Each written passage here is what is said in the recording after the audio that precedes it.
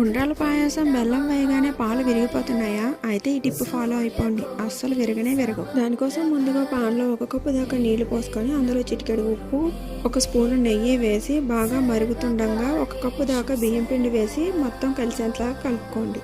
ఇలా మొత్తం పిండి అంతా కలుపుకున్న తర్వాత ఒక 5 నిమిషాలు మూత పెట్టి స్టవ్ ఆఫ్ చేసేయండి. పిండి వేడిగా ఉన్నప్పుడే ఉండ్రాలు తాలికలు చేసి పక్కన పెట్టుకోండి. ఇప్పుడు పాన్లో ఇంకొక టేబుల్ స్పూన్ నెయ్యి వేసి జీడిపప్పు కిస్మిస్ వేయించుకొని 1 కప్పు దాకా నీళ్లు పోసి మరిగించుకొని నానబెట్టిన శనగపప్పు కొద్దిగా కొబ్బరి వేసి ఉడికించుకోండి. పప్పు ఉడికిన తర్వాత మనం చేసి పెట్టుకున్న తాలికలు ఉండ్రాలను కూడా అందులో వేసి కదిలించకుండా కాసేపు అలాగే మూత పెట్టి వదిలేయండి. ఉండ్రాలు ఉడికిన తర్వాత నీళ్లు పోసిన బియ్యం పిండిని మొక్కే చోట పోయకుండా చుట్టూ పోసి జాగ్రత్తగా కలుపుకోండి. తురిమిన బెల్లం 1 కప్పు, కొద్దిగా యాలకుల పొడి వేసి తాలికలు విరిగిపోకుండా జాగ్రత్తగా కలుపుకోండి.